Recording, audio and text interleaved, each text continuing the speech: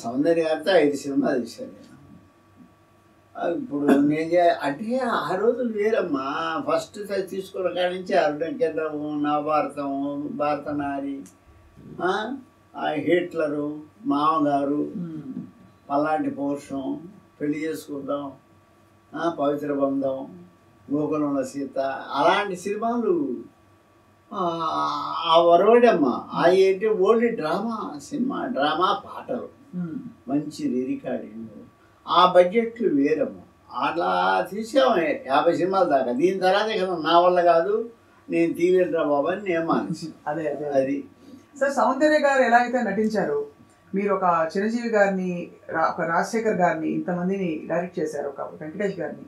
ఈ తరంలో ఇప్పుడు ఎవరున్నారు సార్ సౌందర్య గారి తర్వాత అటువంటి నటీమణి ఉన్నారమ్మా? అసలు సౌందర్య గారిలాగా ఆ క్యారెక్టర్స్ ఎవరు వేస్తున్నారు, ఎక్కడున్నారు అసలు? వీళ్ళు డాన్సర్స్ ఎక్కువ వచ్చారు. ఇప్పుడు శ్రీలీల వచ్చింది, అమ్మాయి సెంటిమెంట్ క్యారెక్టర్ కంటే కూడా ఎక్కువ గ్లామరస్ క్యారెక్టర్స్ ఎక్కువ చేస్తాము. ఒక్క కీర్తి సురేష్ లాంటి మహానటి అమ్మాయి ఒకటే అలా కొంచెం మంచి పర్ఫార్మెన్స్ ఉన్న అమ్మాయి. అసలు సౌందర్యంతో పోల్చుకోవడానికి లేదమ్మా. అప్పుడు విజయశాంతితో నేను ఎక్కువ సినిమాలు చేశాను, సౌందర్యతో అందరి హీరోయిన్లతో చేశారమ్మా. నేను చేయని హీరోయిన్ ఎవరు లేరు, భానుప్రియ కానీ వాళ్ళు కానీ అందరు. ఇప్పుడు ఆ సెంటిమెంట్ సినిమాకి చేసే హీరోయిన్స్ నా ఉద్దేశం తగ్గిపోయారని ఫీలింగ్. ఒకవేళ కొత్తగా ఏమన్నా వచ్చి, ఇప్పుడు కీర్తి సురేష్ మహానటి పేరు వచ్చింది, మళ్ళీ ఆ అమ్మాయి కమర్షియల్కి వెళ్ళిపోద్ది, ఆటోమేటిక్గా లాగేస్తారు ప్రొడ్యూసర్. ఇలా ఉంది. అందువల్ల పెద్ద సినిమాలు అనేదానికి చిన్న సినిమాలు అన్నదానికి చాలా దూరం అయిపోయింది. అవును, ట్రీట్మెంటే చాలా తేడా ఉంది సార్. హిట్లర్ సినిమా మీకు ఎలా స్ఫురించింది అసలు? చిరంజీవి గారికి ఒక డౌన్ టైం నడుస్తున్న టైంలో ఆయనకు మళ్ళీ ఒక లైఫ్ ఇచ్చే సినిమా అది అవుతుందని మీకు అనిపించి? నేను లైఫ్ ఇచ్చాను అన్నగా తప్పమ్మా. ఆ సినిమా చిరంజీవి గారు నిజమే గ్యాప్ వచ్చింది. గ్యాప్ వచ్చి ఆయన మొదట ఏ సినిమా చేయాలి, ఏంటి రొటీన్ యాక్షన్, ఫైట్, డ్యాన్సులు, ఆయన ఎక్కువ డ్యాన్సులు బ్రహ్మాండం చేసేవాడు. ఇలా ఉంటున్న పరిస్థితుల్లో అప్పటికి నేను పవిత్ర బంధం చేశాను. పవిత్ర బంధం ఫుల్ సెంటిమెంట్ సినిమా. అవును, లివ్ ఇన్ రిలేషన్షిప్ లాంటిది మీరు అప్పుడే ప్రవేశపెట్టారు. పెట్టాం కానీ కన్విన్స్ అయ్యారు అందరూ. ఎక్కడ సూపర్ హిట్. 9 out of 9 లాంగ్వేజెస్లో 8 లాంగ్వేజెస్లో అది రీమేక్ అయింది. పవిత్ర బంధం బ్రహ్మాండంగా ఆడింది. ఓహో సూపర్ సెంటిమెంట్ సినిమాలు అంటే అప్పటికి మామగారు. నాకు రాజేంద్ర ప్రసాద్తో తీసిన ఎర్రబందారం, ఫ్యామిలీ డ్రామాస్, నాకు బెస్ట్ అవార్డ్స్ వచ్చింది, నంది అవార్డు అప్పటికి. ఎర్రబందారం వాటికి మామగారు, దాసరి నారాయణరావు గారి చేత మామగారు వేయించాం. ఇలాగా హిట్లర్ అనే సినిమా కన్నడం ఉంది, అది మలయాళం. దాంట్లో మమ్ముట్టి వేసాడు. ఆ క్యారెక్టరు గురుగారు అయితే ఎట్లా ఉంటుందని ఎడిటర్ మోహన్ గారు, ప్రొడ్యూసర్ గారు.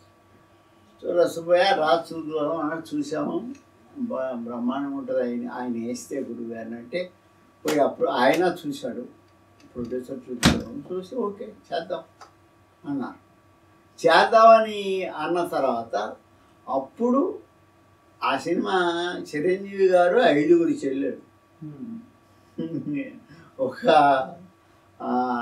హీరోయిన్ రంభ, ఫాదర్ క్యారెక్టర్ వచ్చి దాసరి గారు. అలాగా అంటే పవిత్ర బంధం తర్వాత మంచి సెంటిమెంట్ సినిమా కదా అది. పవిత్ర బంధం బాగా ఆడిద్ది కదా. అయితే సుబ్బయ్య అయితే కరెక్ట్ దీనికి. అంటే వరుసగా నాకు అన్ని సెంటిమెంట్ సినిమాలు మామగారు ఇవన్నీ ఉండబట్టి సుబ్బయ్య అయితే కరెక్ట్ అని చెప్పి నన్ను పిలిచి, సుబ్బయ్య హిట్లర్ చేస్తున్నాం అంటే, చిరంజీవి గారు చూశారా సార్? చిరంజీవి గారు ఓకే అన్నారు, నువ్వు డైరెక్టర్గా కూడా ఓకే అన్నారు. ఆ మహానుభావుడికి మనసులో దండం పెట్టుకొని నేరుగా వెళ్ళి దండం పెట్టి, ఇప్పుడు సినిమా ఇండస్ట్రీలోకి వచ్చిన ప్రతి ఒక్కడు ఏం కోరుకుంటాడు? చిరంజీవి గారికి ఒక సినిమా చేస్తే బాగుండు, ఆఫ్ కోర్స్ అందరు కోరుకుంటారు. అందరు కోరుకుంటారు. అలాంటి అదృష్టం నాకు వెంటనే వచ్చింది. ఇంత అంటే సినిమా ఇండస్ట్రీలోకి ఎంటర్ అయిన ముందు ఎన్ని దెబ్బలు తిన్నా, ఫస్ట్ పవిత్ర బంధం, తర్వాత హిట్లరు నిజంగా ఆ చిరంజీవి గారు ఎంత గొప్పగా చేశాడు. ఆయన 5 చెల్లెళ్ళు, క్లైమాక్స్ కానీ అసలు మెలో డ్రామా, బ్యూటిఫుల్ పిక్చర్, పెద్ద హిట్, 100 days దాటిపోయింది. అలాగా అది నేను అక్కడి నుంచి అమ్మాయి సెంటిమెంట్ సినిమాలు నాకు మొదలుపెట్టి పవిత్ర పెళ్లి చేసుకుందాం, గోకుల సీత, ఇలా ఇలా ఇలా ఇలా రకరకాల సినిమాలు. మా రాజశేఖర్తో 9 సినిమాలు చేశారు. మీరేమో ఆయన్ని సెంటిమెంట్ గా చూపించేవారు. సెంటిమెంట్ చూపించాం. కోట రామకృష్ణ గారు ఆంగ్లేయ చూపించేవారు. అవును. మీ ఇద్దరికి బాగా అంటే రాజశేఖర్ గారిని చూపించడంలో ఇద్దరు పోటీ పడేవారు ఒకరికొకరు అని అనేవారు. అంటే ఒకటమ్మా, నేను చేసింది అన్న అంటే ఫస్ట్ ఒక అడవిలో ఉండే అడవి మనిషి, వాడికి ఒక తమ్ముడు. అలాంటి తమ్ముడుని అక్కడ ఒక పక్క నక్సలైట్స్, ఒక పక్క పోలీసులు, వాళ్ళ మధ్య తట్టుకోలేక నా బిడ్డ నాకు తమ్ముడు చదువు చెప్పించుకోవాలి, సిటీకి వచ్చి సిటీలో తమ్ముడిని చదివించుకొని ఇక్కడ అక్కడి నుంచి ఒక కథ అంతా వేరు. ఒక మర్డర్ అటెంప్ట్ కుర్రోడు చూడడం, ఆడు చూసాడు, వాళ్ళకి తెలిసి మీరు ఊరిదలు వెళ్ళిపోవాలని చెప్పి రౌడీజం కొట్టబడడం పడడం.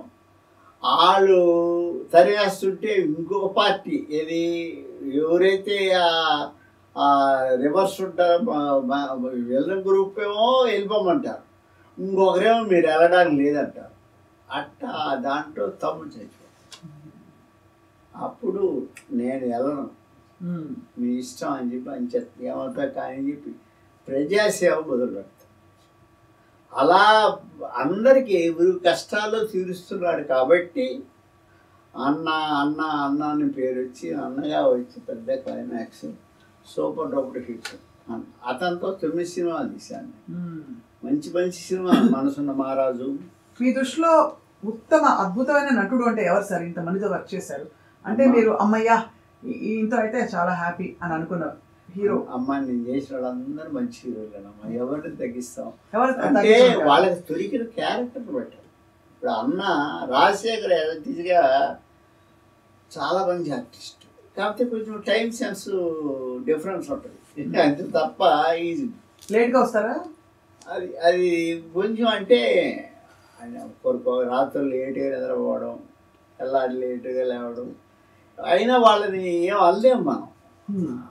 అతను అన్న కానీ నైస్ ఆర్టిస్ట్. నాకు మమతలో గోవిల ఇలాంటి మంచి మంచి సినిమాలు చేశారు. అలాగా 9 pictures చేశారు. అలాగా అందరితో చేసుకుంటూ వచ్చి 70 సినిమాలు అయిపోయి ఇక్కడికి ఆగి తల్లి మనసు దాకా ఇప్పుడు తల్లి మనసుతో చాలా అంటే మీ నిజంగానే మీ వారసత్వాన్ని నిలబెట్టేలాగే ఉంది టైటిల్ కూడా.